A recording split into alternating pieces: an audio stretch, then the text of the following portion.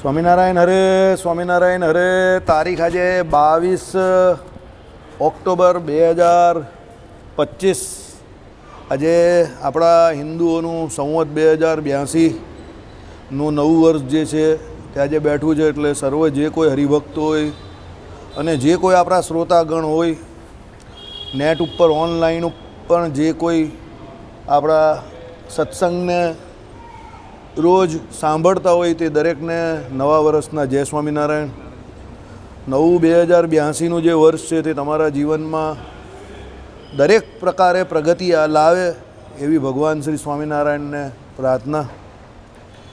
ખાસ કરીને આધ્યાત્મિક જીવન આપણું ઉન્નત બને એવી ભગવાનને પ્રાર્થના કરો. પેટ્યું રડવા માટે તો બધા જીવે જ છે. ખાવું પીવું, ઉઠવું બેસવું, પ્રસિદ્ધિ મેળવવી, આ તો બધું જગતમાં હોડ લાગેલી જ છે. પણ એ હોડમાંથી બહાર નીકળીને આત્મકલ્યાણ માટે આપણે બધા પ્રયત્ન કરીએ. એના માટે ભગવાન શ્રી નારાયણને શ્રીમદ નારાયણ ભગવાનને આપણે પ્રાર્થના કરીએ. અત્યારે આપણે રોજના અનુક્રમમાં જે પ્રમાણે આપણું શ્રી રામાનુજાચાર્ય કૃત વ્યાસસૂત્રનું શ્રી ભાષ્ય ચાલે છે એ જ આપણે ચાલુ કરશું. ગઈકાલે આપણે જોયું કે હું એટલે આત્મા પોતે છે. એટલે હું જ્ઞપ્તિ માત્ર, જ્ઞાન માત્ર નથી. આત્મા જે છે તે એને પોતાનું અહમર્ત એટલે હું પણ છે અને એ પોતે જ જ્ઞાતા છે. એટલે જ્ઞાન નામનો ગુણ એ આત્મામાં રહ્યો છે એટલે એને જ્ઞાતા કયો છે અને હું પણ એ આત્માનું પોતાનું જ છે. હવે આપણે આજે જોઈએ કે આત્મા જ્ઞાન નહીં પણ જ્ઞાતા છે. અદ્વૈતીઓ એવું કહે છે કે ભાઈ આત્મા બીજું કંઈ નથી પણ જ્ઞાન છે. એટલે જ્ઞાન એટલે આત્મા, આત્મા એટલે જ્ઞાન, એવું એ લોકો માને છે.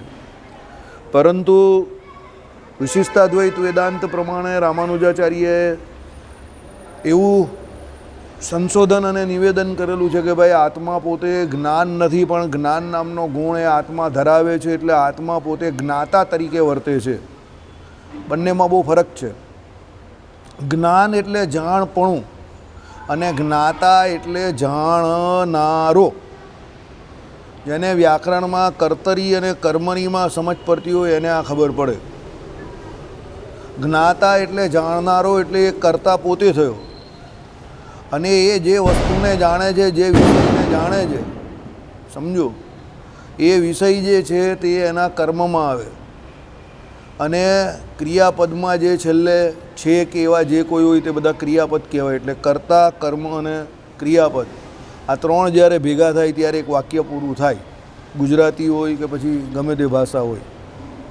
તો એ પ્રમાણે આપણે અહીંયા તમે જુઓ તો જગદગુરુ રામાનુજાચાર્યના વિશિષ્ટાદ્વૈત વેદાંત પ્રમાણે એમણે આત્માને જ્ઞાતા કયો છે. એટલે જ્ઞાતા જે હોય એ પોતે એને જ્ઞાન થાય પછી એ જ પોતે એ કર્મ કરવા માટે પોતે પોતાની ઈચ્છા દ્વારા એક પ્રકારનો એનો પ્રયત્ન જે છે તે પ્રયત્ન એ આગળ વધારે કર્મ કરવા માટેનો. પણ એને કર્મ કરવા માટે પહેલાં જ્ઞાન હોવું જરૂરી છે કે મારે શું કર્મ કરવાનું છે, કેવી રીતે કરવાનું છે, પછી એ આગળ વધે. એટલે આત્મા પોતે પહેલાં જ્ઞાતા તરીકે વર્તે છે, પછી એ કર્તા તરીકે વર્તે છે. એટલા માટે આપણા શરીરમાં પણ ભગવાને જે વ્યવસ્થા કરેલી છે એ વ્યવસ્થા પ્રમાણે તમે જોવું તો પહેલાં જ્ઞાનેન્દ્રિયોની વ્યવસ્થા આપણે શાસ્ત્રોમાં સમજાવવામાં આવેલી છે, પછી કર્મેન્દ્રિયોની વ્યવસ્થા છે. એટલે શ્રોત્ર, ત્વક, રસના, ચક્ષુ અને ઘ્રાણ આ જે છે તે જ્ઞાનેન્દ્રિયો છે. એ જ્ઞાનનું કામ કરે છે એટલે જાણવાનું કામ કરે છે. ભાઈ શ્રોત્ર દ્વારા સાંભળવાનું કામ કરે છે. ત્વક એટલે ચામડી દ્વારા સ્પર્શનું કામ એ કરે છે. રસના એટલે એના દ્વારા એ રસ જે છે ખારો ખાટો એ ગ્રહણ કરવાનું કામ કરે છે. શ્રોત્ર, ત્વક, રસના, ચક્ષુ આંખ દ્વારા જોવાનું કામ કરે છે. અને ઘ્રાણ તે ઘ્રાણ દ્વારા એ ઘરનો ગ છે, ઘ્રાણ, એના દ્વારા એ સૂંઘવાનું કામ કરે છે. હવે એ જે જ્ઞાનેન્દ્રિયો જે છે એ આ પ્રમાણે સામે જે વિષય જે ઇન્દ્રિયના હોય એ પ્રમાણે એને એનું જ્ઞાન થાય છે. સમજો, એટલે જોવાનું કામ આંખ કરે છે તો એના દ્વારા એને સામે રૂપ હોય તે દેખાય છે. સૂંઘવાનું કામ નાક કરે છે તો સામે જે પ્રકારની એને સુગંધ કે દુર્ગંધ આવતી હોય તે એને એમ કહે કે ખબર પડે છે. એ જ પ્રમાણે સ્પર્શ કરે ત્યારે આ એમ કહે કે કઠણ સ્પર્શ છે, પછી એની અંદર તમે પેલી ગોદરી ઉપર મૂકી દેવું તો એનો પછી રૂડો એમ કે મૃદુ સ્પર્શ જે થાય તમને એનું કામ ત્વક કરે છે. હવે જ્યારે પણ પહેલાં જ્ઞાનેન્દ્રિયો આ પ્રમાણે જ્ઞાનનું કામ કરે, પછી કર્મેન્દ્રિયો એમાં એક્ટ કરે એટલે કાર્ય કરે, એટલે કાર્યને વિશે પ્રવૃત્ત થાય. કેવી રીતે? આંખે કોઈ રૂપ જોયું કે ભાઈ કોઈ સુગંધ નાકને સારી લાગી તો પછી કર્મેન્દ્રિયો દ્વારા તમે એને મેળવવાનો પ્રયત્ન કરો, એટલે પછી કર્મેન્દ્રિયો એક્ટિવ થાય કે ભાઈ આ મને ગમે છે તો મારે આને ગ્રહણ કરવી છે. રૂપ હોય તો રૂપને ગ્રહણ કરવા માટે કેટલા બધા મોટા મોટા યુદ્ધો થઈ ગયા, બરાબર? કેટલા યુદ્ધો, કેટલા લોકો મરી ગયા. તો એ જ્ઞાનેન્દ્રિયો દ્વારા જીવાત્મા પહેલાં જે છે એ પ્રકાશ કરે, અને પછી એ જ જીવાત્મા પોતે એના પૂર્વના કર્મને અનુસારે કર્મેન્દ્રિયો એક્ટિવ થાય એ પ્રમાણે કર્મ કરવા જાય. એટલે એ જીવાત્મા જે જ્ઞાતા છે એ જ કર્તા બને છે. એટલા માટે ભગવાન શ્રી હરિએ વચનામૃતને વિશે કહ્યું કે ભાઈ તમે જે વિષયને ગ્રહણ કરો છો એ વિષયને ગ્રહણ કરનાર પહેલાં ઇન્દ્રિયો છે, એટલે વિષયને ગ્રહણ કરવામાં તમારે સાવધાની રાખવાની છે. તમારી જે બુદ્ધિનો પ્રયોગ જે કરવાનો છે તે વિષયને ગ્રહણ કરવામાં રાખવાનો છે, કારણ કે તમારી જ્ઞાનેન્દ્રિયો જેવા વિષયને ગ્રહણ કરશે કર્મેન્દ્રિયો એને અનુરૂપ જ વર્તવાની છે.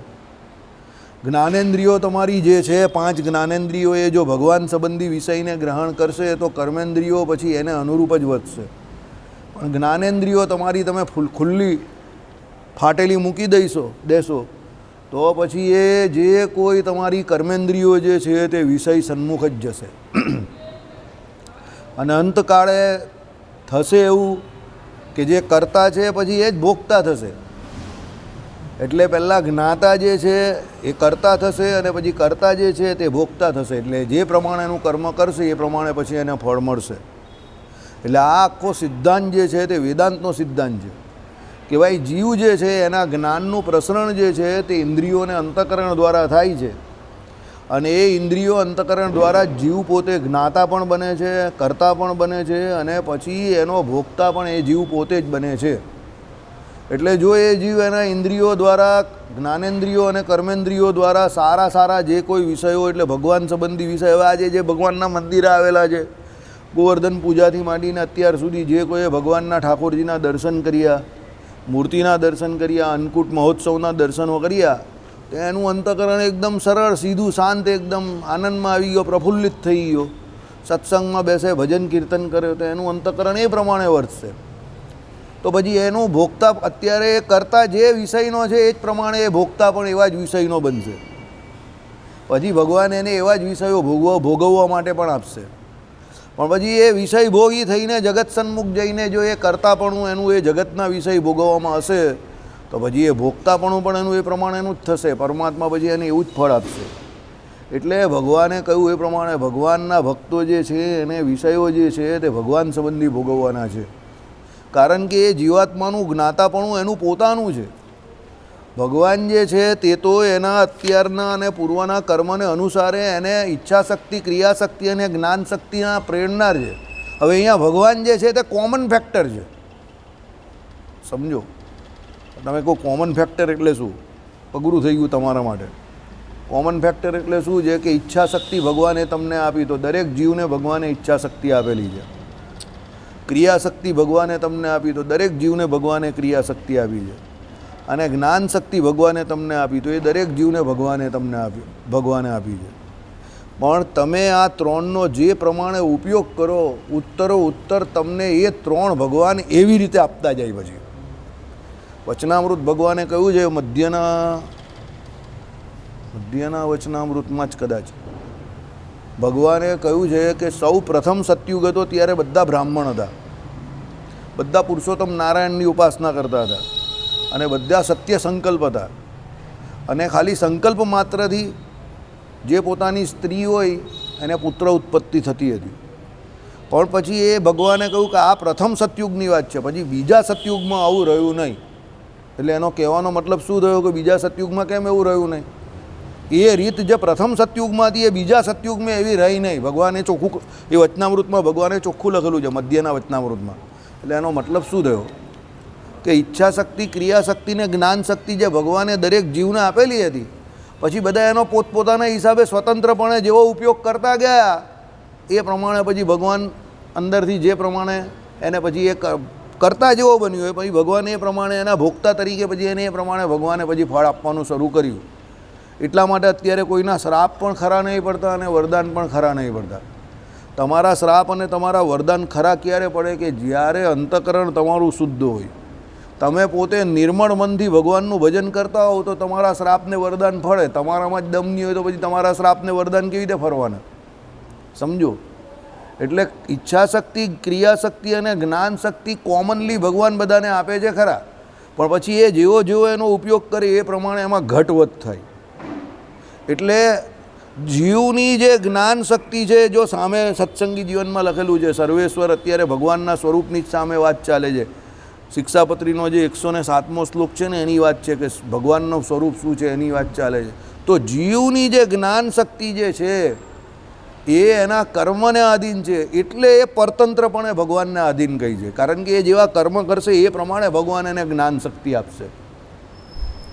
એટલે વાંક એમાં ભગવાનનો નથી, ભગવાન કોમન ફેક્ટર છે કે ભાઈ એ તો બધાને જ્ઞાન શક્તિ આપે જ છે, પણ પછી તમે એનો દુરુપયોગ કરો, પછી પેલો બહુ દારૂ પીવે, બહુ ખોટું ખોટું કામ કરે ને આ તે કરે, પછી એને પેરાલિસિસ થાય, તો એની એક બાજુની જે જ્ઞાન શક્તિ હોય તે શરીરની આખી હણાઈ જાય.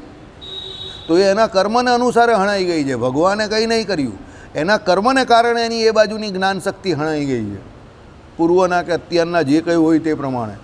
એટલે જીવને ભગવાને સ્વતંત્રપણે જે કંઈ જ્ઞાન શક્તિ આપી એનો મતલબ એવો નથી કે સ્વતંત્ર છે. એનો ઉપભોગ કે એનો ઉપયોગ જે કરવાનો છે એ એણે શાસ્ત્રોમાં જે પ્રમાણે વિધિ નિષેધરૂપ ધર્મ કયા એનું પાલન કરીને વિષય ભોગ કરવાના છે. આંખ જોવાનું કામ કરવાની જ છે, કાન સાંભળવાનું કામ કરવાનું જ છે, નાક સૂંઘવાનું કામ કરવાનું જ છે, પણ એ કેવી રીતે, કેવું, કેટલું, ક્યારે લેવું, શાસ્ત્રો યોનિતવાદ, એના માટે શાસ્ત્રોની જરૂર છે. સમજો. મન ભાવે એમ વર્તવાથી કાંઈ થવાનું નહીં. એટલે ભગવાને અહીંયા, એટલે રામાનુજાચાર્યએ કહ્યું કે આત્મા પોતે જ્ઞાન નથી એકલું, અદ્વૈતીઓ કે એ પ્રમાણે એ પોતે જ્ઞાતા છે. કેમ? ભગવાને એને જ્ઞાતા એટલે જ કહ્યો છે કે તું જ્ઞાતા છે એટલે પોતે જાણનારો છે. યાદ રાખજો, જેને જેટલી રિસ્પોન્સિબિલિટી મળે ને એટલા એને લાભ પણ મળે, અને જ્યારે પણ કંઈક ખોટું થાય તો એની જવાબદારી પણ એને લીધેલી હોય એટલે એનો દંડ પણ એને જ મળે. સમજો. મોદી સાહેબ 140 કરોડ જનતાના પ્રતિનિધિ છે, પણ મોદી સાહેબનો એક નિર્ણય ખરો કે ખોટો કેટલા લોકોને અસર કરે? 140 કરોડને કરે. સમજી ગયા? એટલે એમને જેટલા લાભ મળે છે કે એમને જેટલા પેલા સાચવવાવાળા છે, એસઓજીવાળા કે જે કોઈ, એટલા એના નિર્ણયમાં પણ દમ હોવો જોઈએ. નહીં તો એના નિર્ણયમાં દમ ન હોય અને પરદેશમાં જઈને ભારતની જ ખૂંદણી કરે એવા નિવેદનો કરી આવે ગાંડા માણસની જેમ, તો એમાં પોતાનું પણ સારું નહીં થાય, પોતાના દેશનું પણ સારું નહીં થાય, અને લોકો પણ તમને પછી ગાંડામાં ગણવા માંડે. પછી તમારી ગણતરી કે તમારા જે કોઈ સ્ટેટમેન્ટ હોય એને લોકો કે એ તો ગાંડો છે, બકવાસ કર્યા કરે, એની વાત પર બહુ ધ્યાન નહીં આપવાનું. સમજ્યા? કેમ? જે જ્ઞાતા જે છે તે જાણનારો છે, પછી જાણી જોઈને પણ એવા ગાંડ પણ ભરેલા સ્ટેટમેન્ટ તમે આપો તો પછી તમારી ગાંડામાં ગણતરી થાય. એટલે વિચાર કરવાનો શું છે કે આત્મા પોતે જે છે તે જ્ઞાતા છે. એટલે એ જ્ઞાતા જે છે એટલે એને જ્ઞાતા એમને એમ નહીં કહ્યો, એનું જાણપણું છે. હવે એને એ જાણવાનું શાસ્ત્રોમાંથી છે. સમજો. અને એ પૂરેપૂરું જાણીને એને નિર્ણય કરવાનો છે કે ભાઈ ગઈકાલે દિવાળી ન હતી તો ગઈકાલે દિવાળીનું પૂજન ન થાય.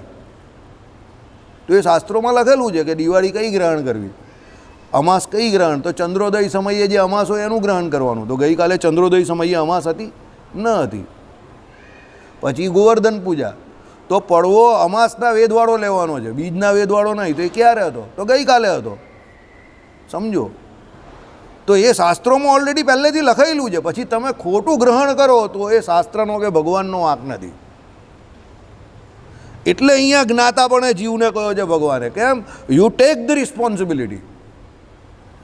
તમે વનવેમાં ઘૂસી જાઓ અને પછી મામો સામે ઊભો રહેલો, એ તમે કહો મને ખબર નહીં હતી, મેં બોર્ડ નહીં જોયું, કે મારો વિષય નથી. જો અમે બોર્ડ મારેલું જ ત્યાં, તમે કહો બહુ નાનું છે,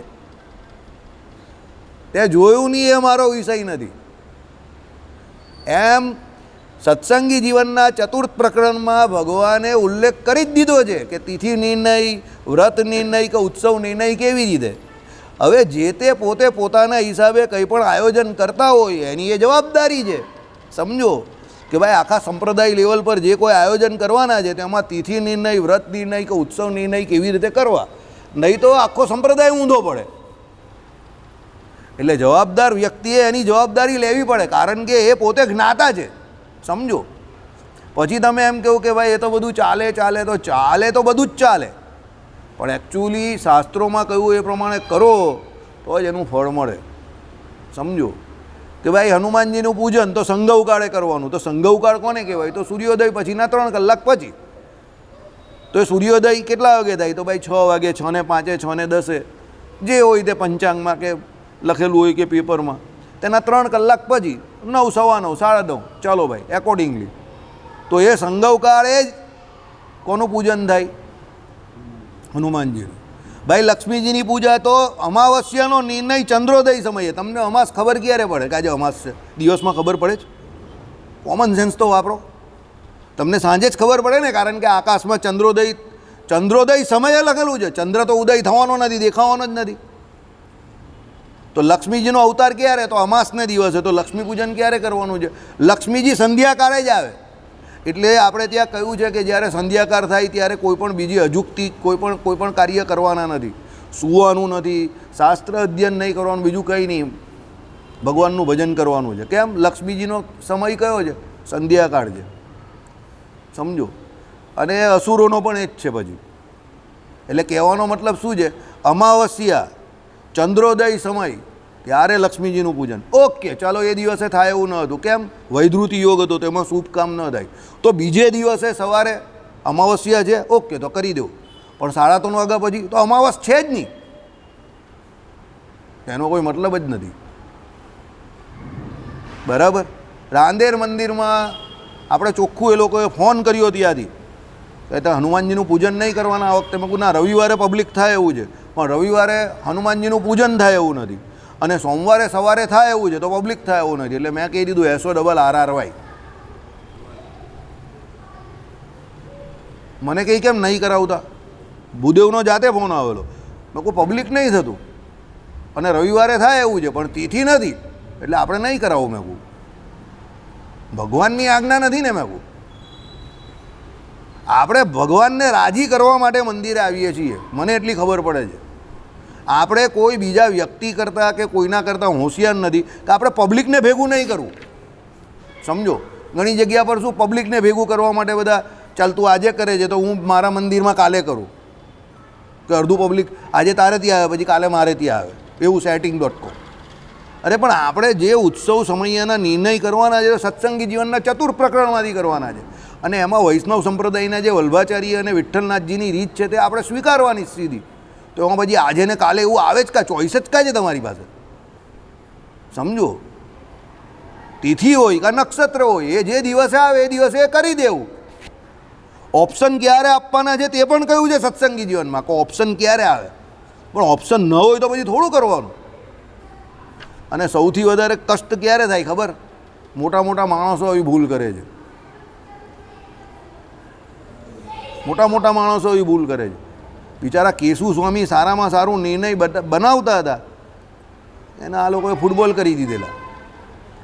અત્યારે જય સ્વામિનારાયણ. તમે આખા સંપ્રદાયને કોઈ વાત લાગતી વળગતી હોય તો એમાં થોડા ગંભીર બનીને એ કામ કરવું પડે ને તમારે. એમાં આટલી બધી ભૂલો કેવી રીતે થાય? સમજો. નિર્ણય એટલે શું છે કે ભાઈ એ પ્રમાણે આપણા બધા વ્રત ઉત્સવનો નિર્ણય થાય છે, તો એમાં આટલી બધી ભૂલ કેવી રીતે હોય? 1-2 ભૂલ ચાલો ભાઈ, માનવીય ભૂલ થઈ જાય કદાચ, બરાબર. પણ હવે તો બધા કોમ્પ્યુટર આવી ગયા, કોમ્પ્યુટર પર બધું બતાવે જ છે કઈ તિથિ ક્યારે પૂરી થાય, શું થાય, તે આ તે. 2-4 ભૂલ, 1-2 ભૂલ ઠીક છે, પણ બધી લાઈન બંધ ભૂલ. અને ભૂલ કરતાં વધારે તમારો આગ્રહ એવો. ભૂલ તો ક્યારે કે ભાઈ મશીને ભૂલ કરી કે કોમ્પ્યુટરે ભૂલ કરી કે પંચાંગમાં જોવામાં, પણ આ તો તમને ભૂલ ક્યારે કે ભૂલ થાય તો ભૂલ છે.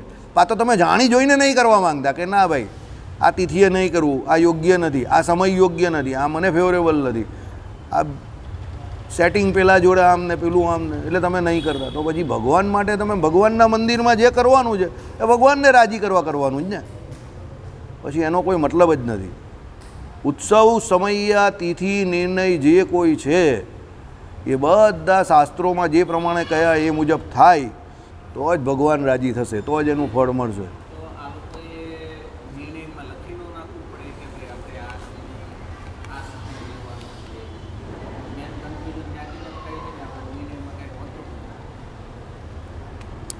ચાલો હું એ જ કહું છું ને, તો મેં વાત શું કરી અત્યારે સમજો. તમે કોઈ એવા વ્યક્તિને જે આટલું મોટું કામ કરતા હોય તો એમાં થોડું ગંભીર તો બનવું પડે ને.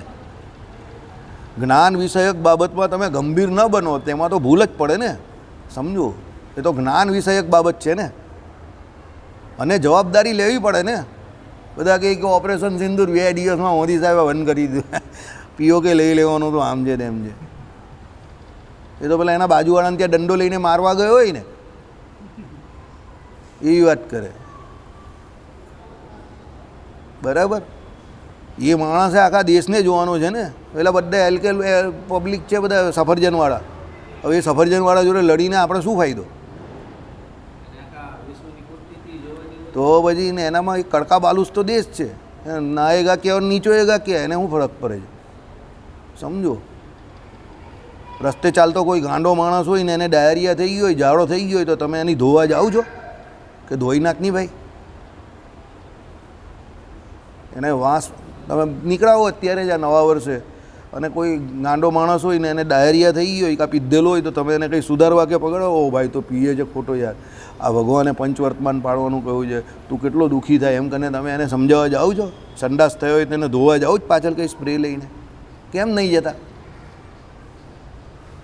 કેમ નહીં જતા? તમે કહો કે આપણું કા કામ છે, ચાલો નહીં તો, બરાબર. એમ ઘણી બધી જગ્યા પર એવા બધા લવારા પણ ચાલતા હોય. સોશિયલ મીડિયા મેઇન છે, એમાં બધા લવારા કરનારા બહુ આવે અંદર, મન ભાવે એમ લવારા કરે. તો બધાને કંઈ જવાબ આપણે થોડા આપવાના?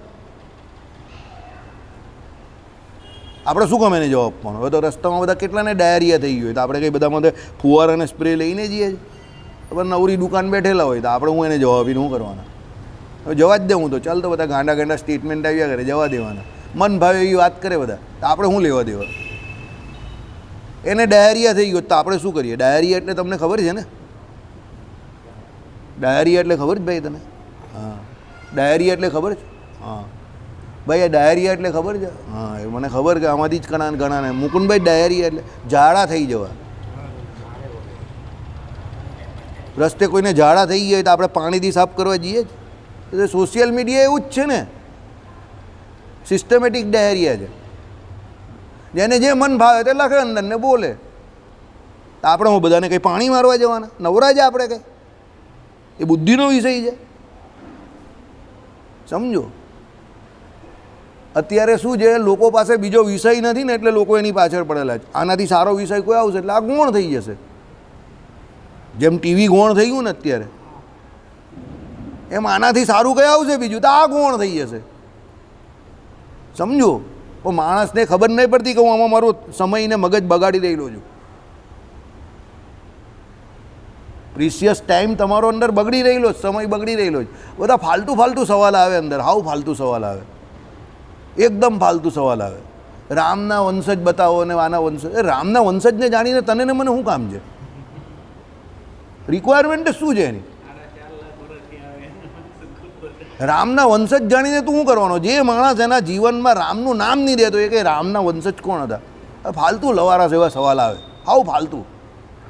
કુળ દેવતા કોણ હતા? અરે કુળ દેવતા જોડે તને શું લેવા દેવા? સંપ્રદાયના કુળ દેવતા, સંપ્રદાયના કુળ દેવતાનો અર્થ શું થાય? પહેલાં કુળના દેવતા, હવે સંપ્રદાયના કોણ છે તને શું લેવા દેવા?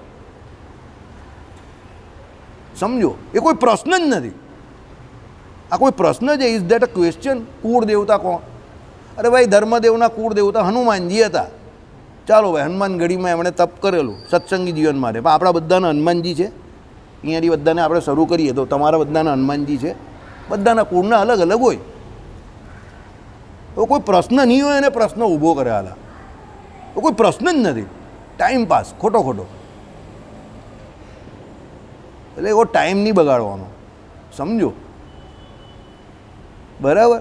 સત્સંગી જીવનમાં કયું એ પ્રમાણે આપણે કરી દેવાનું કે ભાઈ બીજા શાસ્ત્રોમાં કહ્યું એમાં એની પર કંઈ એટલો ટાઈમ કાંક બગાડવાની જરૂર છે, બરાબર. રસ્તે ચાલતાને ઘણાને એવા ડાયરિયા થયો હોય તો આપણે ધોવા જવાનું બધાનું, ચાલ જા તો ભાઈ તું તારા રસ્તે હું મારે રસ્તે, જે કરવાનું એ કરતા નથી લોકો, હાલતું કામ કર્યા કરે.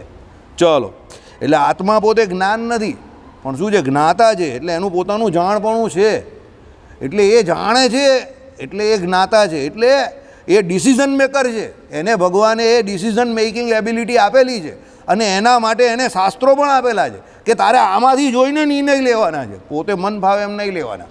અને તું ખોટા નિર્ણય લેશે શાસ્ત્રબાનના તો તારે ભોગતા તરીકે ભોગવવું પડશે. એટલે ભગવાને પોતાની જવાબદારી એને સોંપી દીધી. હવે કોઈ એમ કહે કે ભગવાન એકલા જ જ્ઞાતા છે કે જાણનારા છે, તો આત્માને કેમ જાણનારો બનાવ્યો? એટલે જ બનાવ્યો, એટલે જ બનાવ્યો, કારણ કે જગત જે છે એ ભગવાન પોતે આત્મા, બીજા જે છે ગીતાજીનો શ્લોક, મારી આ જડ એવી પ્રકૃતિ જે છે એને મારી જે ચેતન એવી પ્રકૃતિ જે છે તે ધારીને રહેલી છે.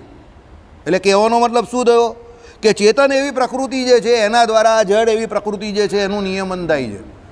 અને હું એ જડ અને ચેતન બંને પ્રકૃતિનું નિયમન કરું છું, પણ વસ્તુતા એ તો હું એ બંને પ્રકૃતિ કરતાં કેવો છું? જુદો છું. ભગવાને ખંખેરી લીધું, ભાઈ તારું તું જાણે, તેરી તું જાણે, મેરી મેં જાણું, સમજો. એટલે ભગવાન પણ પોતે જ્ઞાતા ખરા. યહ સર્વજ્ઞ સર્વવિત, બધું જ જાણે છે. તન કી જાણે, મન કી જાણે, જાણે જીત કી ચોરી, ઉસકે આગે ક્યાં સુબાના, જિસકે હાથ મેં બૂટ કી દોરી, બરાબર.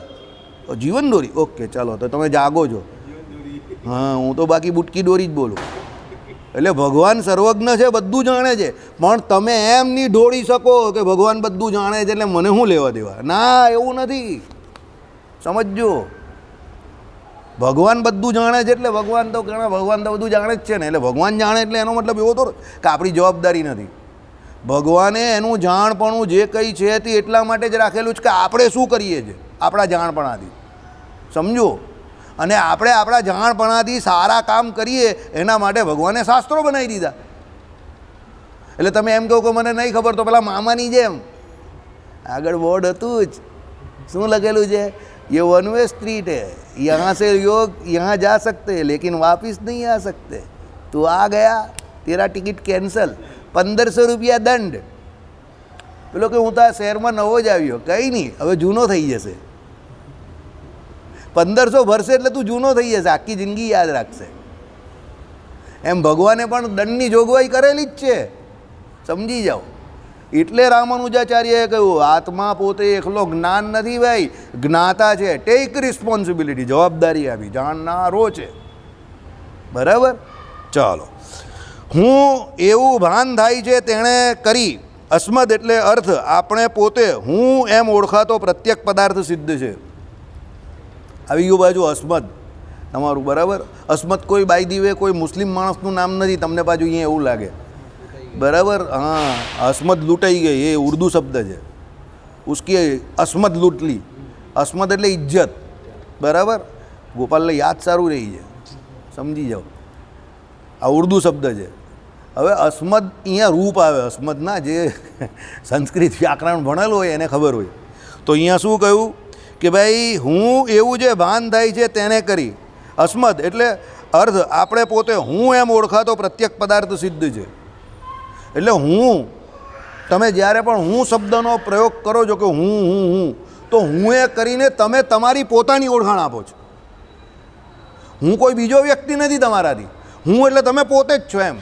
એટલે તમે પોતે પોતાની જાતને સિદ્ધ કરવા માટે હું કહું છું, યાદ રાખજો. તમે જ્યારે પણ હું શબ્દનો પ્રયોગ કરો છો ત્યારે તમે બીજું કંઈ સિદ્ધ નહીં કરતા, તમે તમારી પોતાની જાતને સિદ્ધ કરો છો. કેમ? તમે પહેલાં પોતાની જાતને સિદ્ધ કરો, પછી તમારી વાત સિદ્ધ થાય ને, સમજો. પહેલાં જાત પછી વાત. મૃત માણસ તો હું બોલવાનો નથી, મૃત વ્યક્તિ કોઈ દિવસ હું થોડો બોલે. એટલે પહેલાં તમે તમારી જાતને સાબિત કરો છો આ પ્રમાણે કે હું, એટલે તમે તમારી જાતને સિદ્ધ કરી, પછી તમે જે કંઈ કહો છો એ સાબિત થશે, બરાબર. ચાલો, અને તમે પરાક એટલે વિષય એવું જે ભાન થાય છે તેને યુષ્મદ અર્થ તમે કહેવાતો પદાર્થ પરાક પદાર્થ એટલે વિષયને લાગુ પડે છે. પેલામાં અસ્મદ નામાં યુષ્મદ.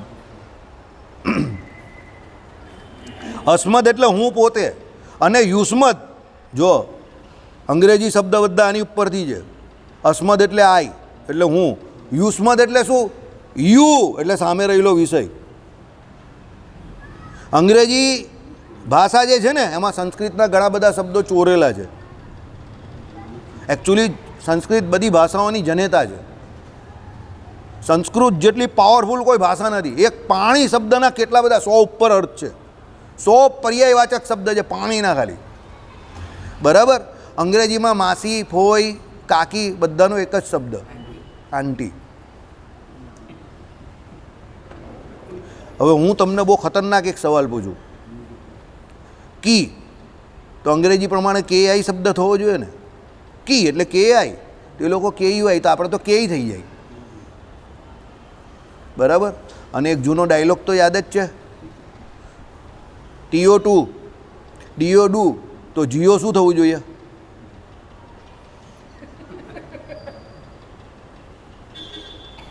અંગ્રેજી ભાષા પ્રમાણે TO શું થાય? 2. તમને તો કોઈ વાંધો જ નથી, કારણ કે TO2 થાય જ ને, DO ડુ થાય, તો જીઓ શું થવું જોઈએ ભાષા પ્રમાણે? તો ગો બોલે છે લોકો, સમજો. એટલે અંગ્રેજી ભાષા એટલે ભૂલ ભરેલી ભાષા. એમાં ઘણા બધા શબ્દોના કોઈ અર્થ જ નથી, બધાને આંટી જ કહે. સંસ્કૃતમાં બધાના અર્થ છે. માતાની બેન, પિતાની બેન, બધાના અર્થ છે, બધાના શબ્દો છે અલગ અલગ.